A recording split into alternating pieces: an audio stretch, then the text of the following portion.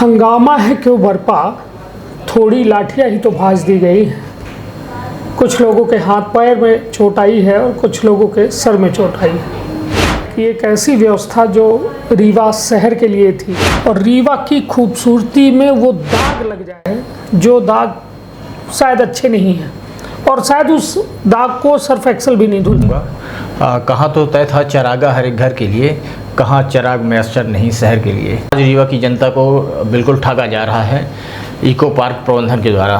तो ये और यदि सरकार चाह ले कि हर चीज़ व्यवस्थित हो जाए तो क्या हिम्मत है कि नगर निगम उसको अवरुद्ध पैदा कर देगा या प्रबंधन इतना दमदार हो कि सरकार के आदेशों को दरकिनार कर देगा? देखिए, प्रशासन में बैठे कुछ नुमाइंदे हैं जिनकी वजह से प्रशासनिक जो सिस्टम है वो आउट ऑफ गाइडलाइन चलता है। कि पार्क हैं, अटल पार्क अभी आप देख रहे हैं कि निजीकरण कर दिया गया है। इसके पहले इको पार्क का निजीकरण कर दिया गया था। तो इतना बड़ा ग्राउंड है, इतना सब कुछ इको पार्क में जो स्थित है, जो आपको दिख रहा है, आप लगभग समझिए, यदि सरल भाषा में उसे मैं कहूँ तो महीने का लगभग 50,000 रुपये कौन नहीं दे पाएगा। इसमें कुल 29 तरह की विभिन्न सुविधाओं के निर्माण करने का निर्देश दिया गया।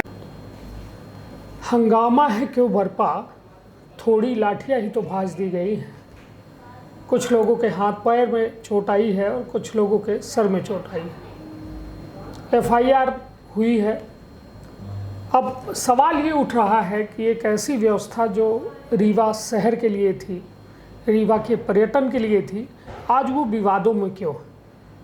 बीते दिन आप लोगों को पता ही होगा, इको पार्क को लेकर विवाद बढ़ रहा है। आम आदमी पार्टी के प्रवक्ता प्रमोद शर्मा के द्वारा इको पार्क में 100 रुपये जो शुल्क वसूला जा रहा है या लिया जा रहा है, उसके विरोधाभास में बीते दिन एक घटनाक्रम होता है। बात सामने बाहर निकल के आती है, उसमें कई तरह के आरोप प्रत्यारोप लगाए जाते हैं। उसी मुद्दे पर हम सीधी बातचीत करने जा रहे हैं। हमारे साथ अर्पित है। अर्पित, स्वागत है आपका। अर्पित, इको पार्क विवाद, जिस पार्क में सुख शांति के लिए लोग जाते हैं, वहाँ लाठियाँ भाजी जाए, वो विवाद का केंद्र बन जाए और रीवा की खूबसूरती में वो दाग लग जाए जो दाग शायद अच्छे नहीं हैं और शायद उस दाग को सर्फ एक्सल भी नहीं धुल सकता। क्या कहेंगे उस मामले में? आज इस पॉडकास्ट की शुरुआत मैं दुष्यंत कुमार की चंद लाइनों से करूँगा। कहाँ तो तय था चरागा हर एक घर के लिए, कहाँ चिराग मैस्टर नहीं शहर के लिए। जब यहाँ रीवा शहर के सौंदर्यीकरण को लेकर इको पार्क का निर्माण कराया गया था तो यहाँ काफ़ी दावे और वादे किए गए थे कि रीवा की जनता के लिए ये यहाँ की जो सौंदर्यीकरण है यहाँ देखने के लिए मिलेगा और जनता आएगी, यहाँ लोग बैठेंगे पार्क में, यहाँ का नज़ारा लेंगे। जो बिहर नदी का जो दृश्य है काफ़ी मनमोहक दृश्य है, आप भी जानते हैं, और जो भी बिहर नदी से जुड़े लोग हैं तो इनका यहाँ का नज़ारा लेंगे। लेकिन आज रीवा की जनता को बिल्कुल ठगा जा रहा है इको पार्क प्रबंधन के द्वारा। तो ये निश्चित तौर पर ये मनमानी तरीके से माना जाए तो चाहे नगर निगम प्रशासन है उसकी गलती माने या इको पार्क का जो प्रबंधन है उसकी गलती माने। हालांकि देखिए, रोकेंगे आपको थोड़ी सी देर के लिए रोकना चाहूँगा। इसलिए रोकना चाहूँगा कि आपने अभी कहा कि ये या तो प्रबंधन की गलती है या तो नगर निगम की गलती है। हम तो ये कहते हैं कि जब नीति निर्धारण की बात होती है तो सरकारों का सीधा हस्तक्षेप होता है व्यवस्था पर, और यदि सरकार चाह ले कि हर चीज़ व्यवस्थित हो जाए तो क्या हिम्मत है कि नगर निगम उसको अवरुद्ध पैदा कर देगा या प्रबंधन इतना दमदार हो कि सरकार के आदेशों को दरकिनार कर देगा? देखिए, प्रशासन में बैठे कुछ नुमाइंदे हैं जिनकी वजह से प्रशासनिक जो सिस्टम है वो आउट ऑफ गाइडलाइन चलता है। और यही वजह है कि देखिए, हर जगह पर आप देख रहे हैं कि आजकल निजीकरण हो रहा है। तो हमारे शहर के पार्क हैं, अटल पार्क अभी आप देख रहे हैं कि निजीकरण कर दिया गया है। इसके पहले इको पार्क का निजीकरण कर दिया गया था। तो किसी प्राइवेट कंपनी ने लिया है तो कमाई करने के लिए लिया है। बिल्कुल। तो कमाई करेंगे और कमाई करेंगे जब अपना खुद का जेब भरेंगे तो दूसरा आदमी जो देखेगा, जो सरकारी ओहदे पर बैठा है, तो उसे फिर लगता है कि इनकी जेब काफ़ी वजनदार हो रही है, तो कुछ हमारे लिए भी इसकी ये तो सीधा सिद्धांत है ना अर्पित जी, कि जब आप ठेकेदारी करें या फिर तो फायदे के ही लिए लोग उतरेंगे उस व्यापार में। कौन अपनी जेब का और घर का पैसा लगाकर और दुनिया के बेहतरी के लिए काम करेगा या वहाँ पे एक पर्यटक का स्थल बनाना चाहेगा? भाई बहुत पैसे वाले लोग हैं, किसी का आज तक मैंने नहीं देखा कि गौतम अडानी कुछ ऐसी व्यवस्था बना दे जहाँ जनता के लिए बेहतर हो। जहाँ से कमाई है, कोयला निकाल रहे हैं सिगरौली से, वो क्या दिक्कत है आपको? कोयला निकालेंगे और बेचेंगे और मुनाफा कमाएंगे। निश्चित तौर पर जैसा कि आप बोल रहे हैं तो व्यापारी का तो व्यापार का ही सिद्धांत है, तो वो कहाँ गलत हुआ? आपकी बातों से पूरी तरह से सहमत हूँ कि व्यापारी व्यापार करेगा, लेकिन हमारी वस्तु, हमारी चीजें, नहीं तो चीजें आपसे नहीं संभल रही है ना अर्पित जी। नदी हमारी है, सरकार से आपके नहीं संभल रही है, नगर निगम से नहीं संभल रही, विधायक से नहीं संभल रही है, मंत्री से नहीं संभल रही है, जनता से नहीं संभल रही है। आखिर कैसे कोई व्यक्ति आके आपके संसाधनों पर हक जमा देता है और उस संसाधन को आपको ही उपयोग करने नहीं देता? तो क्या हम ही माफिया का कब्जा वहाँ स्थापित कर देंगे अगर हमसे नहीं संभल रही है? तो ये तो प्रशासन को इसका देखना पड़ेगा ना, क्योंकि देखिए जिस तरह से कल ये घटना हुई है इको पार्क के अंदर की आम आदमी पार्टी के कार्यकर्ताओं ने वहाँ पर धरना प्रदर्शन किया था। उनकी सामान्य जायज़ सी मांग थी कि एंट्री फीस इको पार्क के अंदर नहीं लगना चाहिए था। और इको पार्क में एंट्री देखिए मेरे हिसाब से, एक हिसाब से अगर माना जाए तो गलत है जो एंट्री फीस ले रहे हैं। कुछ हिसाब ये भी लगाए जा सकते हैं कि हाँ वहाँ सामाजिक तत्वों का जमावड़ा लगेगा अगर एंट्री फीस नहीं होगी, तो इस हिसाब से गलत एंट्री फीस लेना भी जायज़ है। पर जिस तरह से प्रदर्शनकारियों के ऊपर हमले हुए हैं ये बिल्कुल सही नहीं। ये निश्चित तौर पर वायलेशन जो है या फिर किसी तरीके की ऐसी गतिविधियाँ जो इंसान को हार्म करें या उनको थोड़ा आपत्ति पहुँचाएँ, ऐसी गतिविधियों का हम कतई समर्थन नहीं करते हैं। लेकिन सबसे बड़ी बात यही है कि जब बात सुविधाओं की होती है, व्यवस्था की बात होती है, आपको बता दें और आप भी ये जानकर चौंक जाएंगे कि इको पार्क में 6,30,000 प्रति वर्ष जो है देने का प्रावधान है। किसको? सरकार और पर्यटन विभाग को। अब सीधे तौर पर समझिए कि इको पार्क का जो इतना बड़ा ग्राउंड है, इतना सब कुछ इको पार्क में जो स्थित है, जो आपको दिख रहा है, आप लगभग समझिए यदि सरल भाषा में उसे मैं कहूँ तो महीने का लगभग 50,000 रुपये कौन नहीं दे पाएगा?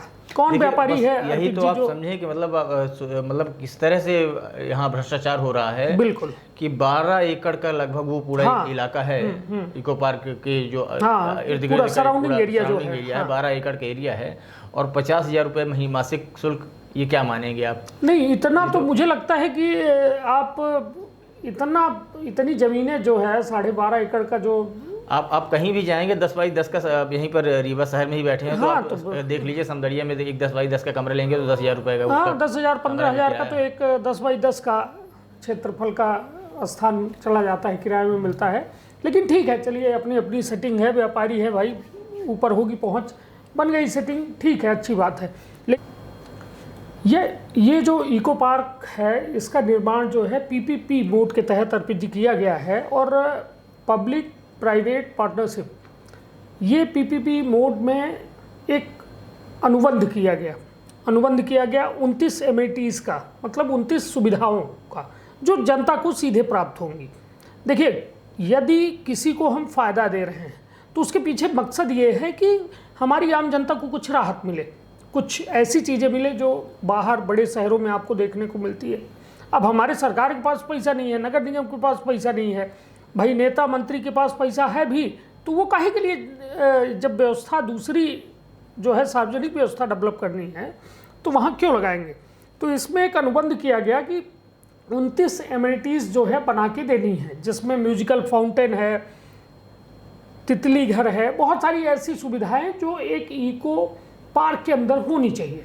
लेकिन सबसे बड़ी बात यह है कि 16 मात्र सुविधाओं पर इन्हें वन विभाग के द्वारा पूर्णता प्रमाण पत्र जारी कर दिया गया। अब पूर्णता प्रमाण पत्र जब जारी हो गया तो वहाँ व्यापार शुरू हो गया। तो अब सवाल उठ रहा है कि 16 जो सुविधाएं वहाँ विकसित की गई वो तो ठीक है, हम मान लिए, लेकिन बाकी का क्या? बाकी कहाँ है व्यवस्था में? ये म्यूजिकल फाउंटेन कहाँ है? सस्पेंशन पुल आपने देखा है क्या इको पार्क में? देखिए इको पार्क का जब से निर्माण हुआ ना तब से ये सवालों के घेरे में है। निर्माण के कुछ दिनों बाद ही यहाँ के प्रतिष्ठित समाज सेवी हैं बीके माला जी, उन्होंने शिकायत किया था। उसके कुछ दिनों बाद फिर अभी आपने देखा हाल ही में अमित सिंह जी हैं, समाज सेवी हैं और आम आदमी के नेता भी हैं, उन्होंने शिकायत किया था। RTI के आधार पर उन्होंने कुछ कागजात निकाले इसके और इसी के आधार पर आम आदमी पार्टी के कुछ कार्यकर्ताओं ने कल धरना प्रदर्शन किया था। इनकी देखिए सबसे बड़ी मांग, हालांकि आम जनता भी लगातार ठगी जा रही है और इसको लेकर हम लोग भी जाते हैं जनप्रतिनिधियों से, जब बातचीत होती है हमारी तो हम बातचीत करते हैं उससे और अधिकारियों से भी बताते हैं कि सर ये किस तरह से लोगों को परेशान करने का काम यहाँ पर किया जा रहा है। तो देखिए सबसे बड़ी बात यहीं पर यहाँ पर निकल के ये आ रही है कि ये जो 29 सुविधाएं शहर की जनता को मिलनी चाहिए वो 29 सुविधाएं नहीं मिली हैं और इसके बावजूद भी एंट्री फीस ली जा रही है। तो इस हिसाब से अभी हमने एंट्री फीस शुरू में बताया कि नाजायज़ है, तो बस नाजायज़ एंट्री फीस इसलिए किया जाए और इसी चीज़ का विरोध लगातार लोगों के द्वारा किया जा रहा है। चलिए, अब एंट्री फीस की जब अर्पित भाई हम लोग बात कर रहे हैं तो एक बड़ा सवाल ये होता है कि एंट्री फीस किस लिए ली जा रही है? बस वही लोगों को सुविधाएं मुहैया हो सकें इसलिए तो एंट्री फीस ले रहे हैं। सुविधाएं मुहैया कराने के लिए अटल पार्क भी बना था, अटल पार्क में क्यों एंट्री फीस ली जा रही है? ये कहा जा रहा है कि भाई साफ सफाई मेंटेन कर देंगे, मैं उसका विरोध नहीं करता। एंट्री फीस यदि लिया जा रहा है, वाजिब है कि साफ सुथरा वातावरण मिलेगा, कचरा पन्नी खाने के सामान लोग फेंक के चले जाते हैं, सिक्योरिटी गार्ड लगे होते हैं, उनका भी पैसा देना होता है। भाई 100-150 का स्टाफ लगा होगा ना 12.5 एकड़ में, और उस व्यवस्था को बनाने के लिए यदि फीस ली जा रही है तो कोई उस पर गुरेज नहीं है। लेकिन बड़ा सवाल ये है, भटकाव यहाँ पे है अर्पित जी, कि 29 सुविधाओं का म्यूजिकल फाउंटेन कहाँ है, सस्पेंशन पुल कहाँ है, और तमाम जो और सुविधाएं बड़े शहरों की तरह बनाने का दावा किया गया था, वो इको पार्क बिना बनाए जो वहाँ का करता धरता है वो बिना बनाए उसको अनुमति क्यों धंधा करने की दी गई, व्यापार करने की अनुमति क्यों दी गई?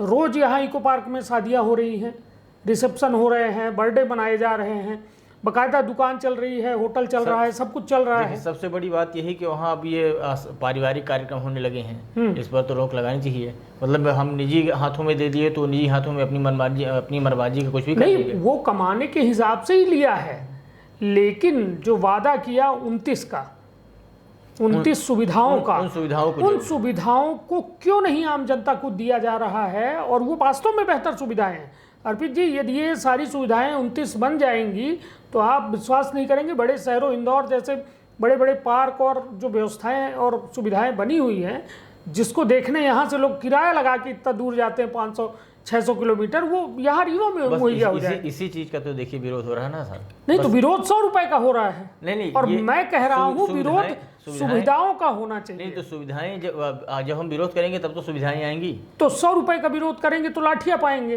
और सुविधा लाठियां तो मिल चुकी ना। हाँ, तो वही 100 का विरोध किए। और यदि इन सुविधाओं के लिए यदि आप बात करेंगे तो आपको सुविधाएं उस एग्रीमेंट अनुबंध में लिखा हुआ है देने के लिए। देखिए सुविधाओं की बात तो मतलब बीके माला जी हैं, समाजसेवी, और अमित सिंह जी हैं, उन्होंने बाकायदा फॉरेस्ट विभाग में जाके, नगर निगम विभाग में लगभग 1000 पन्नों की उन्होंने आरटीआई लगाई है। यहाँ तक कि अमित सिंह जी ने तो न्यायालय में भी कुछ कागजात प्रस्तुत किए हैं। तो उनका साफ शब्दों में यही कहना है कि भाई हमारी जो सुविधाएं, हमारे लिए जो आपकी गाइडलाइन बनाई गई थी शुरू में, उस गाइडलाइन का पालन करिए, उसके बाद आप संचालन करिए, हमें कोई दिक्कत नहीं है। नहीं तो दिक्कत कहाँ है? अभी आप रिसेंटली देखेंगे वहाँ वाटर पार्क का निर्माण कराया गया है। अब लोग बिल्कुल उत्साह के साथ वहाँ जाते हैं और देखते हैं कि और स्नान करने जाते हैं और काफ़ी मज़ा लूटते हैं। तो अगर अच्छी चीज़ें मिलेंगी तो लोगों का यहाँ आना जाना लगेगा। नहीं तो दिक्कत कहाँ है, क्यों नहीं बनाया जा रहा? दिक्कत देखिए प्रशासनिक लापरवाही बिल्कुल इसमें खुलकर चरम पर है, निश्चित तौर पर मानी जाएगी कि केवल और केवल प्रशासन की लापरवाही। नहीं, ये बताइए, एक आप घर बनवाते हैं अर्पित जी, ये प्रशासनिक अधिकारी मान लीजिए कलेक्टर साहब हैं नरेंद्र सूर्यवंशी जी, बहुत बड़ा नाम है, कहे कि उनसे जनता को बड़ी उम्मीद है, वो अपना निजी घर बनवाते हैं।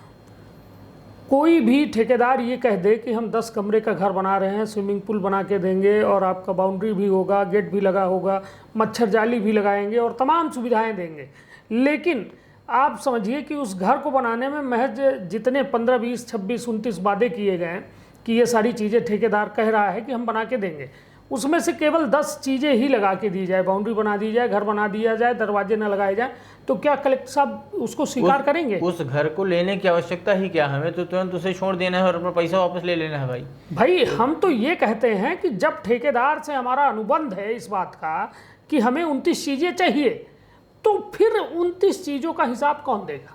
और वहाँ की जो जिस ज़मीन पर इन्होंने आपकी प्राइवेट निजी कंपनी है उसने कब्जा किया हुआ है, उसे अब कब्जा ही कहेंगे, तो वहाँ पर इस तरह का भ्रष्टाचार हो रहा है। आप मानिए कि लगभग साल में ये जो 6 लाख रुपए दे रहे हैं, इन्हें तो करोड़ों खर्चा करने चाहिए। तब तो मतलब कम से कम करोड़ 2 करोड़ रुपए नगर निगम के और पर्यटन विभाग के खाते में जाना चाहिए, फॉरेस्ट विभाग के खाते में जाना चाहिए। चलिए, तो बघेली में अब एक कहावत है और इस कहावत से इस मतलब पॉडकास्ट का हम अंत करेंगे कि अंधा पोबे कुत्ते खाएं और दूर दूर करे तो मारा जाए। और निश्चित तौर पर हालात यह हो रहे हैं, लाठी खाए के तैयार हुई तो 29 सुविधा में ओहू का यदि अर्पितो भाई जी जय ही मांगे शायद कि हमारा म्यूजिकल फाउंटेन कहाँ है, वो वाला साकप वाला पुल कहाँ है, तो कम से कम 25-30 थे लाठी पाजे। और जब दवाई गोली करावे के व्यवस्था हो अस्पताल है ये है संजय गांधी है ये, तो बच जाओ। अब उम्मीद तो नहीं का यहाँ पे भर्ती तो होएंगे परी। चलिए, तो शुभकामना है, लेकिन आवाज़ उठाते रहिए आप भी, हम भी, जो जहाँ है। ज़रूरी नहीं कि हम इको पार्क के अंदर जाके संस्थान से, प्रबंधन से लड़ाई करें या उनसे विवाद करें तभी ये सुविधाएं मिल सकती हैं।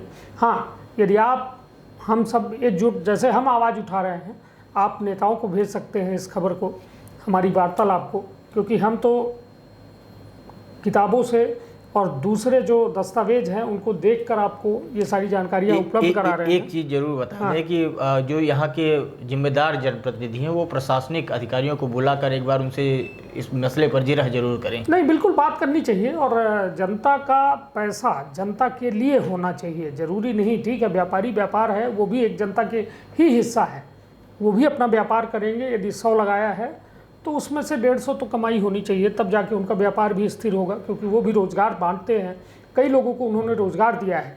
लेकिन एक झूठ की इमारत जो है ना, उसका व्यापार बहुत दिन नहीं चल सकता है, क्योंकि झूठ की बुनियाद पर खड़ी इमारत जो है वो हर घड़ी खतरे में है। तो इसलिए ज़रूरी ये है कि जनता की, आम जनता की तमाम सुविधाओं को विकसित किया जाए और एक बेहतर इको पार्क जिसकी परिकल्पना सरकार ने की थी, व्यवस्थाओं ने की थी, आम जनता ने की थी, वो सौंपा जाए।